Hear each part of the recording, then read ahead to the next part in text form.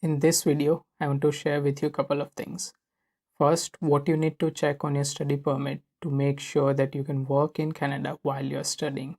And number second is a very useful tip that you can implement if you are in a particular difficult situation.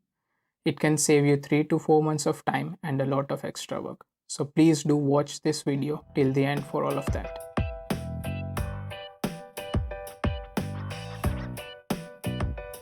Hello, I'm Akshar. I'm an engineer and an RCIC based in Kelowna, Canada. On this channel, I share tips and tutorials regarding Canadian immigration, and I also discuss about different Canadian immigration programs. So if you're interested in all of that, please do subscribe to this channel. Let's start from the beginning. When you're seeking entry into Canada for the first time as a student at an airport or at any other port of entry, normally you will be asked to go and see a CBSA officer. Now, the officer may ask you a few questions, and if he's satisfied, he will let you inside Canada and he'll also issue your study permit. On your study permit, if you're allowed to work in Canada, you will see specific statements related to your work authorization conditions.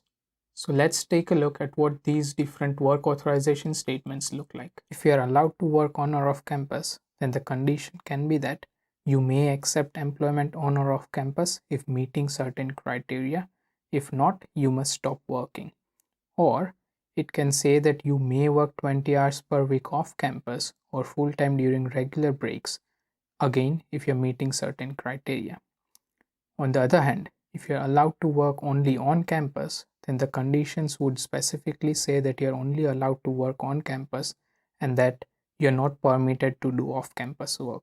To give you an idea about where you'll find this on your study permit, let's take a look at my study permit. So, if we look under the remarks and observations section, we can see that I was allowed to work on or off campus when I was a student in Canada. Now, the same statement can also be found in the conditions section up above, so it can be in either of those two sections. What I've seen happening is that sometimes the officer may forget to put this condition on your study permit. So how does it really affect you if you don't see this condition on your study permit? It would mean that you won't be able to work in Canada because you won't be able to get your social insurance number, also known as SIN. Now, SIN is an extremely important 9-digit number and it is required to be able to work in Canada. It is issued by a department called Service Canada. You will need SIN to file your taxes and to access any government benefits and programs. Your prospective employer will also ask you for your SIN. As per Service Canada requirement, if you are a study permit holder, then your study permit should say that you may work or you may accept employment in Canada. Without those work-related wordings on your study permit, Service Canada will not issue you a SIN. So, if you are inside Canada and you notice that this employment condition is missing from your study permit, then there is a way of fixing it. You need to submit a document amendment application to IRCC. But the only issue I see with that, the entire process can take 2 to 3 months of time or sometimes even longer than that. And during those few months, you won't be able to work in Canada. So here's the useful tip that I wanted to share with you.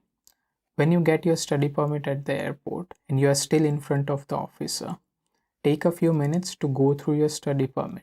Check each and every piece of information on it, especially the employment condition.